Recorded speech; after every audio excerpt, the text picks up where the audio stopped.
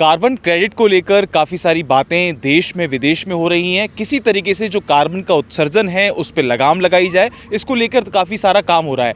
आपने भी कई तरह के कार्ड के नाम सुने होंगे, चाहे वो डेबिट कार्ड हो, क्रेडिट कार्ड हो, लेकिन एक नई तरीके का कार्ड मार्केट में आया है। हालांकि देश में नया है, लेकिन विदेशों में जो विकसित देश हैं उनमें ये पहले से चल रहा है। अगर बात करें यूएस की, चाइना की, तमाम देशों में इस पर काम हो रहा है और कार्बन के उत्सर्जन पर कमी लाने के लिए इस पर काम हो रहा है। आज हमारे साथ मौजूद हैं आलोक पांडे जी, जो इसी दिशा में काम कर रहे हैं और देश में या ग्लोबली तरीके से कहीं ना कहीं जो कार्बन का उत्सर्जन है उस पर कमी लाई जाए, इसको लेकर उन्होंने एक नया स्टार्टअप किया है। क्या है स्टार्टअप, क्या कंपनी है, इसके बारे में आज इनसे जानेंगे। बहुत बहुत स्वागत है आपका किसान तक पर। नमस्कार अंकित जी, मैं आलोक पांडे, सीईओ कंप्लायंस कार्ड हूँ और हम इस अपने स्टार्टअप में कार्बन उत्सर्जन से जुड़े, क्लाइमेट रेजिलियंस से जुड़े और इन्वायरमेंट से जुड़े हुए पहलुओं पे काम कर रहे हैं। हमारा मेन फोकस जो है वो है हम अपने पर्यावरण से संबंधित जो क्लाइमेट डिस्टर्बेंस हो रहा है, पोल्यूशन की वजह से जो आम जनमानस के स्वास्थ्य पे प्रभाव पड़ रहा है, उसको मिटिगेट करते हुए और उसको मिटिगेट करने के साथ साथ किए जा रहे प्रयासों से कैसे धनार्जन हो सकता है, उस स्कोप पे काम कर रहे हैं। बेसिकली कार्बन क्रेडिट जो है एक प्रकार का ट्रेडेबल इंस्ट्रूमेंट होता है, जहाँ पे 1 टन कार्बन उत्सर्जन को अगर आप कम करते हैं या जहरीली गैस के उत्सर्जन को अगर आप कम करते हैं तो उसके अगेंस्ट में आपको उसकी इंटरनेशनल मार्केट प्राइस $4 से लेके $18 तक होती है। अब इसमें वेरियस अलग अलग तरीके के प्रोजेक्ट्स होते हैं।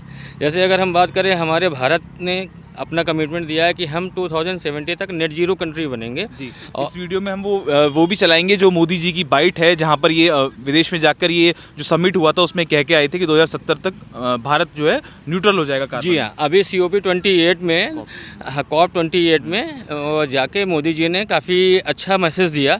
मैं भारत की ओर से इस चुनौती से निपटने के लिए 5 अमृत तत्व रखना चाहता हूं, पंचामृत की सौगात देना चाहता हूं।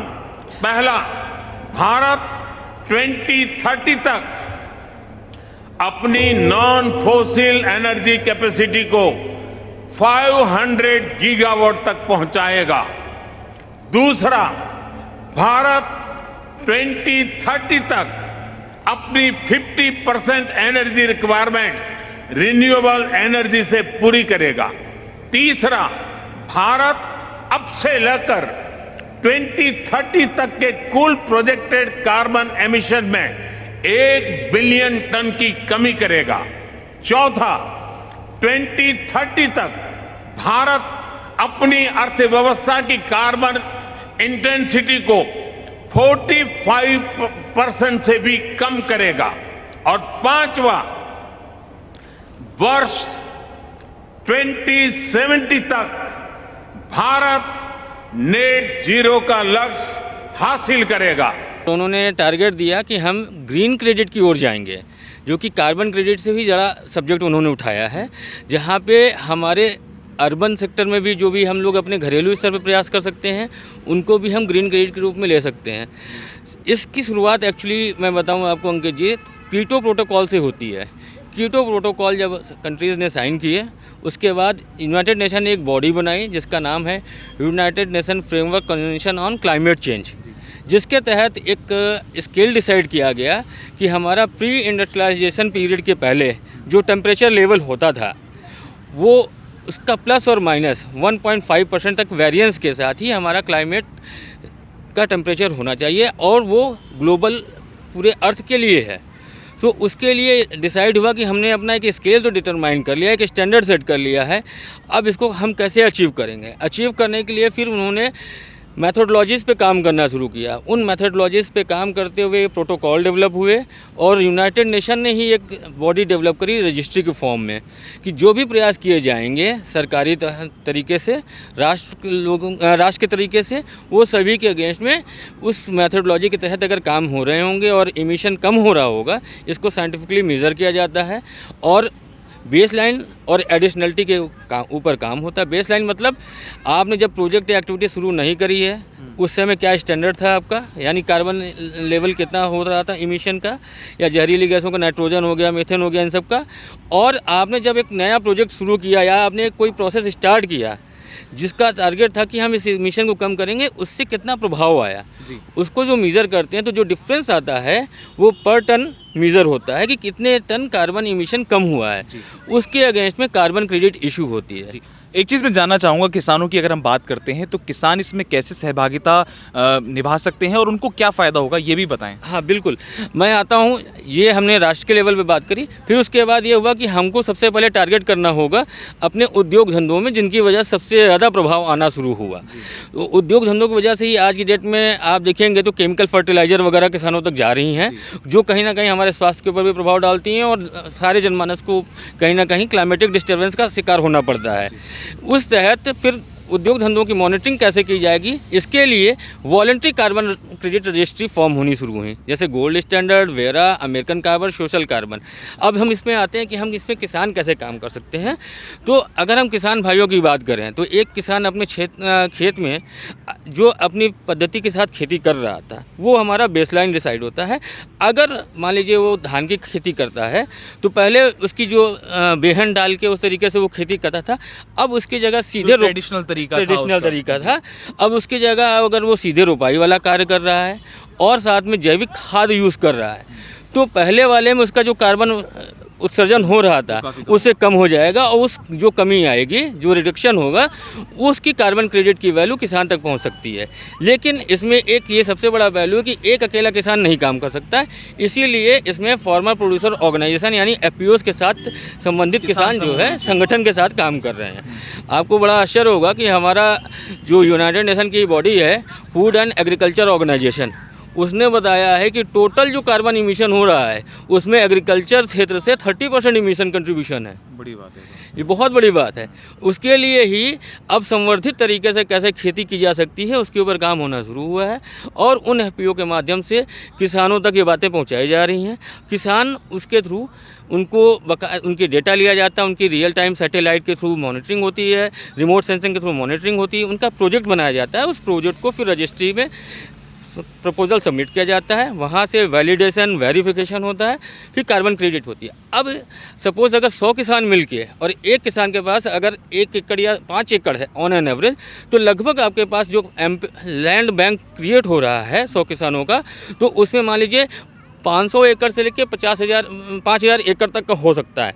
उन 5,000 की एक्यूमुलेटेड जो कार्बन क्रेडिट बन के आ रही है, मैं एक मूल्यांकन के रूप में बोलूँ अगर अनुमानित तौर पे, तो सपोज़ अगर 10,000 टन आ रही है तो 10,000 टन साल की आ रही है और ये साल दर साल चलने वाली चीज़ें हैं।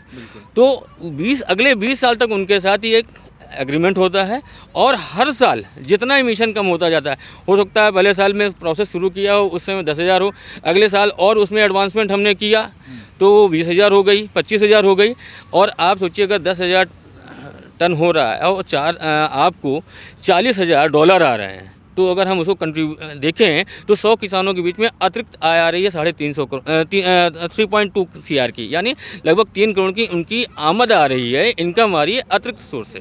जी, तो ये कंपनी कार्बन क्रेडिट का जो क्रेडिट आप बता रहे हैं, कार्बन क्रेडिट, इनको खरीदने की ज़रूरत केवल यही है कि अपनी छवि सुधारी जाए, जो कार्बन मतलब जो रिलीज़ कर रही हैं तो उसमें ये कटौती करें, यही एक तरीके का इसका कुछ है? इसके देखने का ग्लोबल वार्मिंग पे इसका देखने का 2 तरीका है। सबसे बड़ी बात है कि जिनके पास धन है, यानी जो पूंजीपति हैं, उनके पास से निकले हुए धन से अगर हम सामाजिक कार्य को कर सकते हैं, हम अगर व्यवसायीकरण ना करते हुए और वातावरण के ऊपर काम करते हैं, तो उससे फाइनेंस पार्टनर अगर वहाँ पे वो कॉरपोरेट बन रहे हैं जो कि कार्बन क्रेडिट की बाइंग करते हैं। कॉरपोरेट की रिक्वायरमेंट क्या होती है मैं आपको बताऊं अंकित जी, यूरोप ने कैप एंड ट्रेड पॉलिसी डाल रखी है। जैसे हमारे यहाँ सब्सिडी मिलती है, टैक्स इंसेंटिव मिलते हैं अलग अलग स्कीम में, वैसे वहाँ पे यूरोपियन कंट्री में एक बेसिक सा रूल है कि हर इंडस्ट्री की अपनी इमिशन लेवल सेट कर दी गई है। इससे ज़्यादा अगर आप उत्सर्जन करते हैं तो या तो आपको अपना प्रोडक्शन कम करना पड़ेगा या आपको कार्बन क्रेडिट के किसी प्रोजेक्ट में इन्वेस्ट करना होगा। इन्वेस्ट करने के लिए जो एक इकोनॉमिक एक्टिविटी कर रहा है ऑर्गेनाइजेशन, उसके लिए फिजिबल नहीं होता कि जाके खेती किसानी खुद से करे। तो ऐसे समय पे वो पार्टनर करते हैं उनके साथ जिनका मेन कोर एरिया है इस तरीके की एग्रीकल्चर है। या मैं बात करूं अगर जिनका कोर एरिया है कि सॉलिड वेस्ट ट्रीटमेंट में या वेस्ट ट्रीटमेंट में या रिन्यूएबल एनर्जी, जो अलग अलग प्रोजेक्ट हैं जहां क्वालिफाई होते हैं, तो उनके साथ वो पार्टनर करते हैं। उनको उस प्रोजेक्ट को करने में जो लागत आती है, रजिस्ट्रेशन की लागत से लेकर संबंधित वेरिफिकेशन, वैलिडेशन से सब में वो फाइनेंस सपोर्ट करते हैं। उसके बाद जो कार्बन क्रेडिट की मोनेटाइज्ड वैल्यू आती है उसको अपने पूर्व निर्धारित अनुपातिक जो इनका संबंध बन रहा है उसके हिसाब से डिस्ट्रीब्यूट करते हैं। जी, अब बात करें आपके स्टार्टअप की कंप्लायंस कार्ड की, अगर हम बात कर लेते हैं, वो कैसे काम करेगा इस कार्बन क्रेडिट के पूरे प्रोसेस में? अंकित जी, हम लोग भी कार्बन क्रेडिट के ऊपर इस तरीके से काम कर रहे हैं कि हमारा कोर एरिया जो फोकस एरिया है, अभी हमने महाराष्ट्र के कुछ किसानों के साथ शुरू किया है जहाँ पे हम एग्रो फॉरेस्ट्री कॉन्सेप्ट पे काम कर रहे हैं। वहाँ पे हम बैम्बू फार्मिंग, मैंगो, काजू नट, इन सब के प्लांटेशन पे काम कर रहे हैं। और वहाँ पे हमारा पहला प्रोजेक्ट रजिस्ट्रेशन के लिए जा रहा है एग्री फॉरेस्ट्री का अगले 15 से 20 दिनों में। और वहाँ पे उन किसानों को हम फ़ायदा देने जा रहे हैं उस तरीके से कार्बन क्रेडिट का मूल्य परिवर्तन करा के उनको रियलाइज़ करा के। साथ में हम रिन्यूएबल एनर्जी के ऊपर काम कर रहे हैं। हम सिर्फ एडवाइजरी नहीं काम कर रहे हैं। एक सबसे बड़ा चैलेंज यहाँ पे ये है, हमारे पास बड़े अच्छे अच्छे एफपीओज़ हैं इंडिया में, लेकिन उनकी खुद की रीच नहीं है कि कार्बन क्रेडिट के प्रोजेक्ट के लिए वो खुद इनिशिएटिव ले सकें। रीच इसलिए नहीं है क्योंकि उनको पता नहीं है कि हम ये प्रोजेक्ट अगर लेके जाते हैं तो उस प्रोजेक्ट को लेके जाने में जो आने वाला खर्चा है वो लगभग कितना आएगा और उसको उनको मार्केट में बेचने में कितना खर्च करना पड़ेगा और मार्केट तक कैसे पहुँचे। बिल्कुल। तो यहाँ पे सबसे बड़ी बात है, जो आज की डेट में भारत में ट्रेड होती है, जहाँ से पैसा आता है, जो डॉलर वैल्यू आ रही है, वो होती है ग्लोबल एक्सचेंज से। ग्लोबल एक्सचेंज आपके या तो अमेरिका में है या लंदन में है या सिंगापुर में है। तो हमारे किसानों के समूह के पास जानकारी नहीं होती है। इसलिए आज के डेट में यहाँ बहुत सारे कंसल्टिंग फर्म हैं जो एग्रीगेटर मोड में काम करते हैं।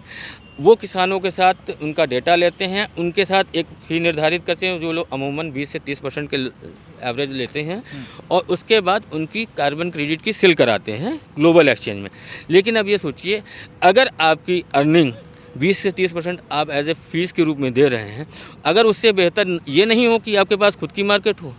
इसलिए हम लोग कंप्लायंस कार्ड में अपना खुद का इंडिया का पहला कार्बन क्रेडिट एक्सचेंज लेके आ रहे हैं, जिसमें कार्बन क्रेडिट के प्रोजेक्ट्स लिस्ट होंगे और उनकी बाइंग और सेलिंग होगी।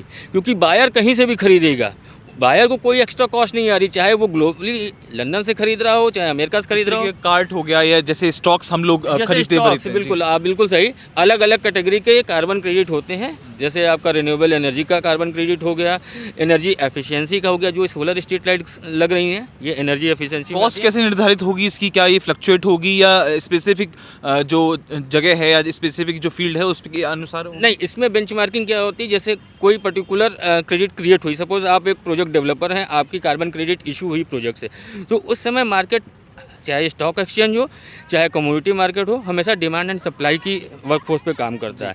तो वहाँ पे भी डिमांड एंड सप्लाई पे होगा, जिस रेट पे उस समय मार्केट में चल रहा होगा। हमारे मार्केट प्लेस में एक बहुत बड़ी सहूलियत रहेगी, बिडिंग का ऑप्शन रहेगा।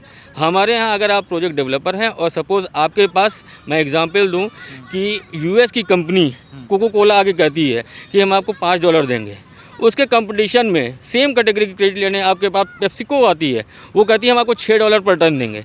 तो आपके पास ये ऑप्शन रहेगा कि आप 6 वाले के साथ जाएंगे, 5 वाले के साथ। ये फ्लेक्सिबिलिटी प्रोजेक्ट डेवलपर की रहेगी, जिनकी क्रेडिट रहेगी। तो सबसे अच्छा फेयर वैल्यू उनको ट्रांसफ़र होगी उस मार्केट प्लेस से। भारत में इसका क्या स्कोप दिख रहा है आपको? जैसे कि 2070 का विज़न लेके प्रधानमंत्री मोदी चल रहे हैं, देश के किसानों की आय की वृद्धि की बात करते हैं, डबल इनकम की बात करते हैं, तो क्या लगता है कि ये जो कार्बन क्रेडिट का प्रोसेस है, जब देश का किसान बिना केमिकल के खेती करेगा, ऑर्गेनिक फार्मिंग करेगा, एफपीओ के समूह बनाएगा, तो क्या उसकी आय में और वृद्धि होगी? बिल्कुल होगी, क्योंकि आज कहीं ना कहीं हम अगर बात करें, हर परिवार चाहता है कि हम अच्छा खाएँ, और अच्छा खाएं, इसके मूल्यांकन के लिए हम कहीं ना कहीं अच्छी कंपनीज़ के ऊपर रिलाई करते हैं, कहीं एक ब्रांड खोजते हैं कि ये ब्रांड शायद अच्छा दे रहा होगा। वैसे ही अगर कार्बन क्रेडिट ओरिएंटेड काम कर रहे हैं किसान संगठन और उनका प्रोडक्ट मार्केट में आ रहा है और उसमें प्रोडक्ट में अगर उनके पैकेट में लिखा हो कार्बन न्यूट्रल, तो कहीं ना कहीं वो एक मैसेज जो जाएगा उसके ऊपर एक अच्छे दाम के साथ वो मार्केट में भी निगोशिएट कर सकते हैं, अपने प्रोडक्ट को सेल कर सकते हैं, प्लस कार्बन क्रेडिट से उनको जो मोनेटाइज वैल्यू आ रही है वो उनको मिल रही है। तो उनकी इनकम कहीं ना कहीं से 2 फोल्ड हो गई। अभी उनकी सिंगल फोल्ड इनकम है। वो जब किसान पैदा करता है, मार्केट में बेचता है, तभी उससे उसको आय प्राप्त होती है। लेकिन यहाँ उसको हर साल कार्बन क्रेडिट से भी आय प्राप्त हो रही होगी। जी, तो आशा करते हैं महत्वपूर्ण वीडियो जिसमें आज आलोक पांडे जी ने, जो कंप्लाइंस कार्ड से हैं, सीईओ हैं वहाँ के, तो उसमें जो कुछ बताया इस कार्बन क्रेडिट को लेकर, कैसे बताया इन्होंने कि ये जो तमाम जो इंडस्ट्रीज़ हैं कैसे कार्बन रिलीज़ करती हैं, तो उसको न्यूट्रल करने के लिए ये जो तमाम चीज़ें चल रही हैं, देश की सरकार या तमाम ऐसे विदेशों में जो ऑर्गेनाइजेशन है वो इस पर काम कर रहे हैं। तो आप भी इसमें अपनी सहभागिता निभा सकते हैं, जैविक खेती करके, केमिकल फर्टिलाइज़र के बिना इसकी खेती करके, और इसके बारे में जानकारी अर्जित करके। तो आशा करते हैं वीडियो आपको ज़रूर काम आएगी। खेती किसानी से जुड़ी तमाम खबरों के लिए आप देखते रहें किसान तक। धन्यवाद। अगर ये वीडियो आपको पसंद आया है तो इसे लाइक ज़रूर करें। अगर चैनल अभी तक सब्सक्राइब नहीं किया है तो कर लें और नोटिफिकेशन पाने के लिए बेल आइकन भी दबा दें।